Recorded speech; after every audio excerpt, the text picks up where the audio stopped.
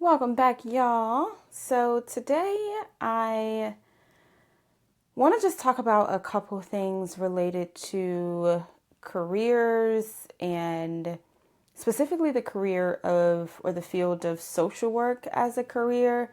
Um, I am not super seasoned, but I guess I'm seasoned a little bit in this space. I have had my social work license since 2015, I believe. Yeah, no, 2013. Since 2013. So I have been doing this almost 12 years, which I don't know. It still seems like I'm a baby, but I know to some people who are just jumping into the field or who just started, it could sort of feel like I've been doing this for a while. And so I wanted to talk more about the field of social work, sort of how to find unique ways to make more money. If you are a social worker, 9 times out of 10, you did not get into the field because the pay is not that great, especially coming out of your master's program, just getting your license. It's not great. And I think that in this climate, with all of the changes that we are encountering, all of the federal policies and laws that are either being implemented or overturned, I think that this is a really good time to talk about money. And I can only speak from my experiences and sort of my field and my career. I think that if you are not in social work, but you're in like a comparable helping field, this can still help you. Or even if you're not in a comparative field, this might be able to help you. So I will start by saying that I have always been a hustler. I have always been the kind of person that can do multiple things at once. Um, and sometimes I've been able to balance that in a great way, and others, not so much. And so I'm just going to give some perspective about what I did or what I do, because I feel like I'm in the time period right now where I'm balancing well and doing multiple things. And so just giving some insight into how you can work in this field, a field that is not very high paying and still sort of reach your financial goals or your salary goals without being burnt out. That is the key here, right? Without being burnt out. First things first, as a social worker, I've always said that I didn't want to work in a 9 to 5 job that produced stress for me. Now, you never know when you go and apply for a job and you put your application in and you get the interview and you have your first day that that's going to be a job that stresses you. It never works that way. Typically what happens is you get the job, you're working through the first 2 weeks or so of the orientations and the trainings, and you work the job, and soon as you're no longer the new person is when you start to figure out, I don't know if I actually want to do this or not. So I am not saying that you're always going to know the jobs that bring you stress, but I think because of my degree and because it's in social work, the beauty of social work is that you can do so many things. There's so many different populations you can work with, so many different areas you can work in. And I think that when you're in your master's program, you typically go into it thinking, I know exactly what I want to do, especially for some of those people who have been working in the field for a little while and they're going back to get their master's in order to get paid what they're worth, and there's still not enough.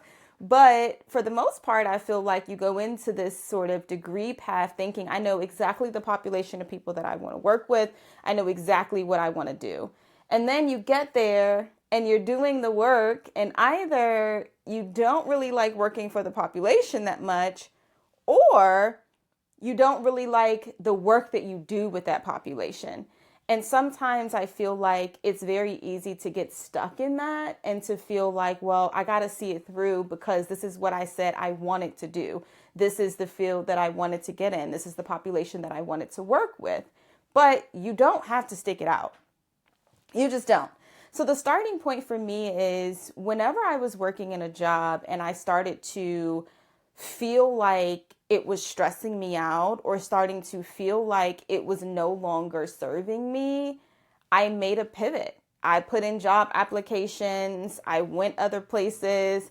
And so a prime example of this is I worked for a foster care company that was contracted through Child and Family Services. And I worked there for about a year and a half as a foster care consultant or social worker.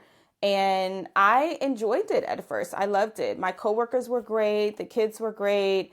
But because there's so much need in that particular area, I kind of felt like I wanted to transition and work directly for Child and Family Services and no longer the contracting agency because I felt like my workload would be lesser and I would just have more resources. So I left there, went to the next job, and I was at Child and Family Services for like 6 months, if even that, before I left.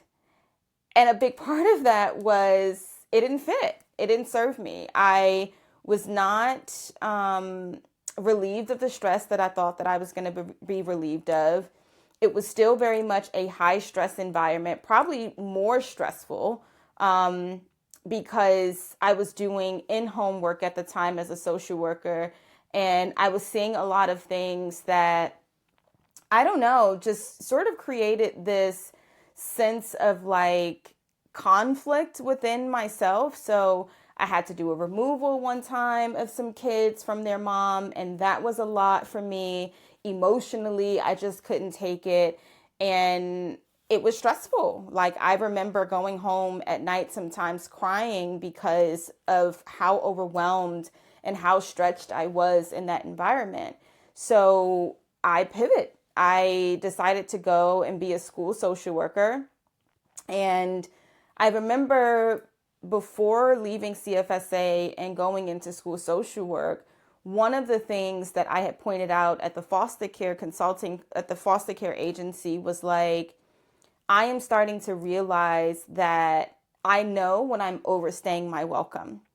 And so that's one of the things that I would sort of highlight in this video is knowing when you've overstayed your welcome at a particular job, especially in the field of social work. And so it's like, well, how do I know if I've overstayed my welcome? Well, for me, I know that I've overstayed my welcome when I am no longer doing my best work, when I am no longer serving my clients the way that I'm supposed to be serving them. I know that I have overstayed my welcome when I just am sort of devoid of emotions and just disconnected from my task, when I'm being lazy, when I'm unmotivated. And as a social worker, the way that I resolved that for myself was if I have overstayed my welcome and I am not being my best self, then I know for a fact that I am not being what the clients need, that I am not being the best service provider. So when I realize in any space that I've overstayed my welcome and that I am no longer helping the way that I should be helping, that's a telltale sign for me that it's time to chuck the deuces. Because I've adapted that mentality of not overstaying my welcome in the field of social work, I personally feel like that has helped me significantly with decreasing my burnout.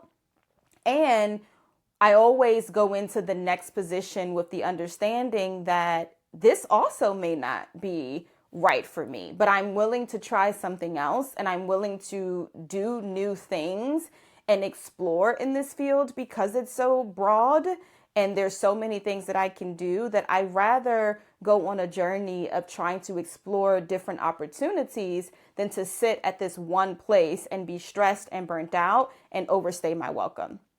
The other thing that I did along my way to increase my, I guess, salary outside of the 9 to 5, because in social work, it doesn't really pay that much unless you are high up as a manager. And even sometimes that's not enough, is I found what I was good at and found a way to make a profit off of that. So a few things for me. In my 9 to 5 space, I wasn't a clinician all day. So when I started to work in the schools, there were some aspects of that role that I was a clinician, but then there was other aspects of that role where it was like I was monitoring classrooms or doing observations or writing assessments or doing lunch duty. And so my 9 to 5 wasn't really clinical work. But even if your 9 to 5 is clinical work and you feel like you're not getting paid enough, I always encourage like a little side hustle, but not a side hustle that's going to stress you out.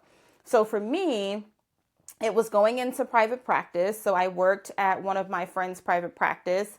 It was teaching, so adjunct teaching. A lot of folks don't know that once you get a master's and you have worked in the field for a decent amount of time, that you can qualify to be an adjunct professor. Now, some schools don't pay a whole bunch, but it is a supplement. And I like teaching or adjuncting, especially if that's a skill that you can do, because you also get connected to the learning experience and you also are learning throughout the process, and it's keeping you fresh on all of your social work skills. The other side of that is, okay, maybe you don't want to be an adjunct professor, but you have a specific niche in the world of social work. So you know how to do play therapy really, really well, or you know how to do assessments really well and write up biopsychosocials and have trained people at your day job on how to do that. Conduct a training, right? So create a training module or create a training program where you can solicit other companies or agencies to come in and do a training for them, right? Or their social workers. So maybe adjuncting isn't going to be the way for you because you don't necessarily like teaching, but maybe there's a particular skill that you can offer in a training course. In the world of helping professions, we're always looking for CEUs. We're required to have them as a part of our license. You know, every 2 years, you have to have a certain amount of CEU hours. So everyone's always looking for trainings, valuable trainings, insightful trainings, not the trainings that they just force you to go to at work because you have to go. So developing a training module.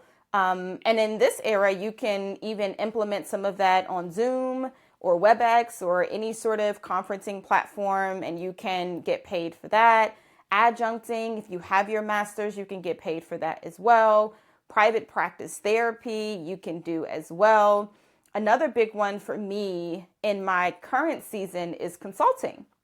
And so I sort of pull my experiences from being a professor and teaching like research classes and doing some consulting under my private practice where I do a lot of program evaluations. And that's another thing. So maybe you don't want to teach, you don't want to adjunct, you don't want to do private practice, but you're really, really good at evaluating a program or really good at looking at a program structure and creating new programs or developing existing programs to be better. So you can be a program evaluator on the side. That's another way. I would also say, if you want to completely take off the social work hat in your side gig, find something that you enjoy that you can also make a profit on, but find a way to tie it back into your work as a professional and as a social worker so that your brain isn't completely shutting down, right? So let's say I make candles. So I might go into a candle making business on the side, but I'm going to find a way to draw the connection between being a social worker and developing candles, right? And so if I'm developing candles, that might mean I'm sending my candles with nice messages or affirmations, or I am creating a system for people to use when they're having a difficult day. So that's lighting a candle, that's spraying a scent or something like that. So just trying your best way to draw the connection between the two. And the reasons for that is because in your 9 to 5 practice, you're always going to be thinking as a social worker. And I found that thoughts just fire off, right? Whether it's something you said in practice, whether it's something you've said to a client, figure out a way to use those aha moments and translate those into extra dollars on the side. Okay. The other piece for me is establishing a set routine and a set schedule so that you aren't wearing multiple hats in a given day. So what I mean by that is going from your 9 to 5 as a clinician to a teacher, or going from your 9 to 5 as a clinician to a trainer or to program evaluation. Try your best to only wear one single hat in a given day. Now, I know that we feel a lot of times that we can sort of toggle back and forth in between this role and this role and this role in a given day, even if you're just at home. But the mental load of doing that is so heavy and exhausting that you don't even realize how much energy it's taken for you to go from this role to this role in a given day. So what could that look like? Let's say you are a social worker for your 9 to 5 and you're a clinician.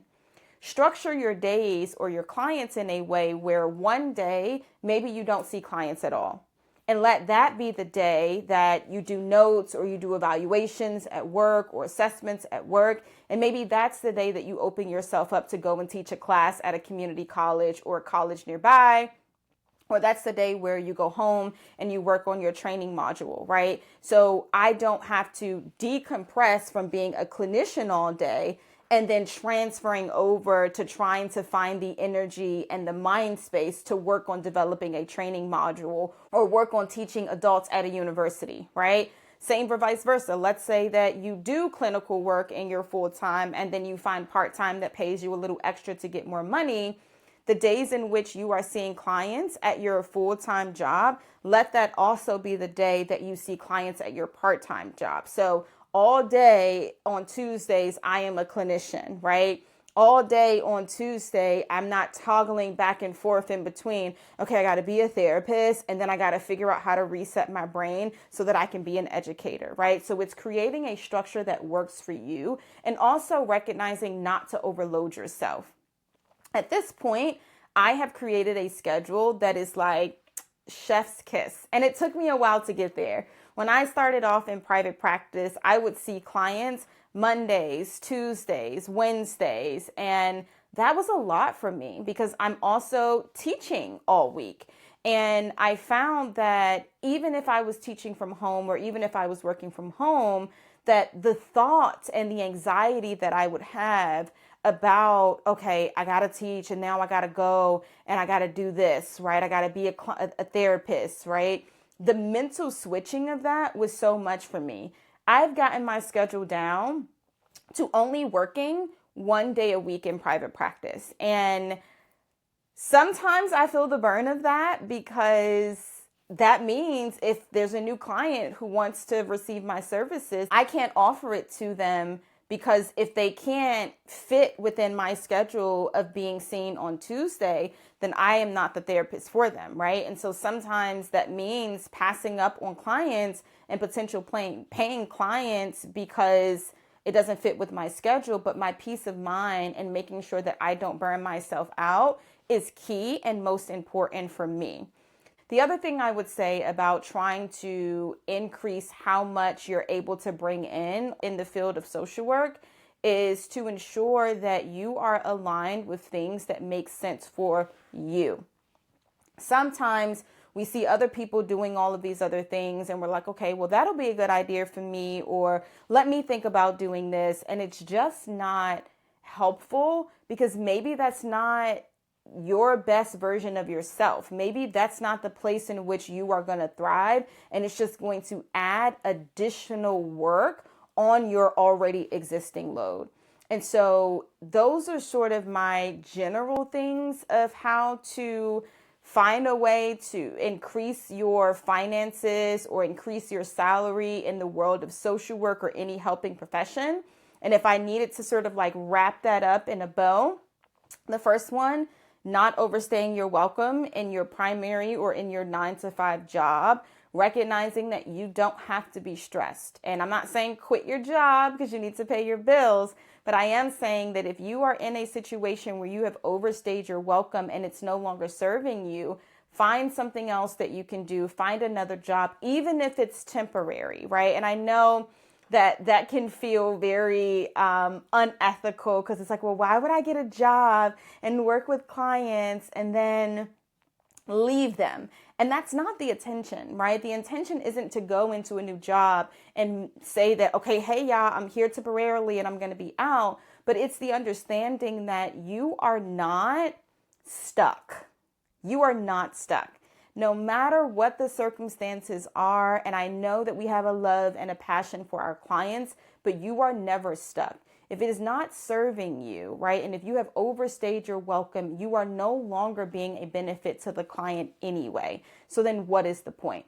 The other thing I would say is making sure that when you take on additional roles outside of your 9 to 5, to structure your days in a way where you are not toggling back and forth between different roles in a given day so that your mind doesn't have to worry about restructuring itself, and it gives you the opportunity to have an easy flow in between all of the things that you're doing in trying to increase your finances.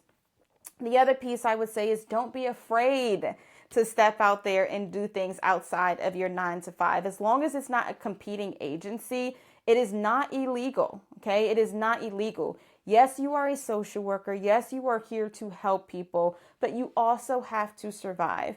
And in the time period that we are living right now, surviving financially is something that is very, very challenging for a lot of people. So don't allow your values and your morals to dilute your perspective that you also deserve to live the way in which you want to live, even if you are in a field that historically does not make that much money. So I hope that helps. I hope that that brings some insight. If, you want, whoever's watching this, if you want more information about exactly what I did along the ways and all of my extra incomes and how I've gotten extra income along the way, I am more than happy to make more videos about that. This one was just sort of brief and on my mind. And so hope that helps.